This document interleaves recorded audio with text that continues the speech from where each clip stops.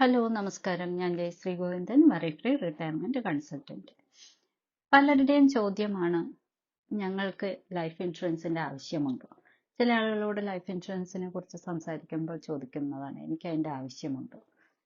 അവർക്ക് ചിലപ്പോൾ സാമ്പത്തികമായിട്ട് അവർ ഉയർന്ന നിലയിലായിരിക്കാം, അല്ലെങ്കിൽ അവർക്ക് ആസ്തികൾ ഉണ്ടായിരിക്കാം, ചിലപ്പോൾ നല്ല ജോലിയായിരിക്കാം, അല്ലെങ്കിൽ ബിസിനസ് ആയിരിക്കാം. അപ്പൊ ചില ആളുകൾ അങ്ങനെയുള്ളവർ ചോദിക്കുന്ന ചോദ്യം, എനിക്കിതെല്ലാം ഉണ്ട്, എനിക്ക് ലൈഫ് ഇൻഷുറൻസിന്റെ ആവശ്യമുണ്ടോ എന്നുള്ളത്.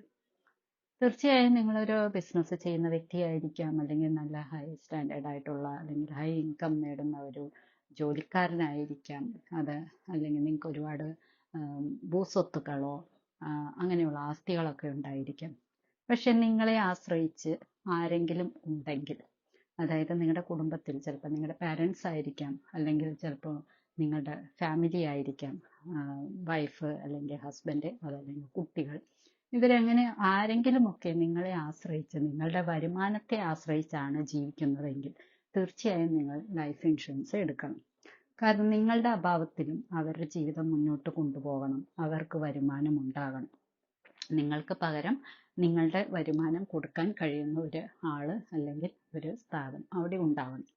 എന്നാലാണ് അവരുടെ ജീവിതം നിങ്ങളില്ലെങ്കിലും മുന്നോട്ട് പോവുകയുള്ളൂ. ചിലപ്പോൾ നിങ്ങൾക്ക് ആസ്തികൾ ഉണ്ടാവാം, പക്ഷേ ഈ ആസ്തികൾ നിങ്ങളില്ലാതെ ആയിക്കഴിഞ്ഞാൽ നിങ്ങൾക്ക് പകരം വരുമാനം തരുമെന്ന് എന്താണ് ഉറപ്പ്?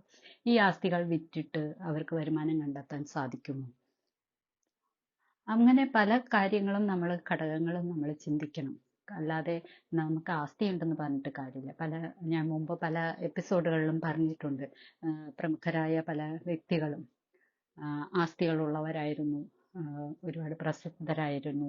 പക്ഷെ അവരുടെ കാലശേഷം ആണ് പലരും അറിയുന്നത് ഈ ആസ്തികളൊന്നും അയാളുടെ സ്വന്തമല്ല, അല്ലെങ്കിൽ അതെല്ലാം ബാങ്കിന്റെയോ മറ്റോ ലോണിലായിരുന്നു എന്നുള്ളത്. അപ്പൊ അങ്ങനെ ആസ്തികളൊക്കെ ഉണ്ടെങ്കിലും അത് ചിലപ്പോൾ ലോൺ എടുത്തിട്ടൊക്കെ ഉണ്ടാക്കി വെച്ചതാണെങ്കിൽ ആ ലോൺ തീർക്കേണ്ട ബാധ്യത കൂടി നമ്മളെ ആശ്രയിച്ച് കഴിഞ്ഞവർക്ക് ആയിരിക്കും. അപ്പൊ അതുകൊണ്ട് തന്നെ നമ്മൾ ലൈഫ് ഇൻഷുറൻസ് എടുത്തേ മതിയാവും. കാരണം നമ്മളുടെ അഭാവത്തിലും അവരുടെ ജീവിതം മുന്നോട്ട് കൊണ്ടുപോകാനുള്ള ഒരു വരുമാനം അവിടെ കിട്ടണമെങ്കിൽ അത് ലൈഫ് ഇൻഷുറൻസ് മാത്രമേ ചെയ്യാൻ സാധിക്കുകയുള്ളൂ.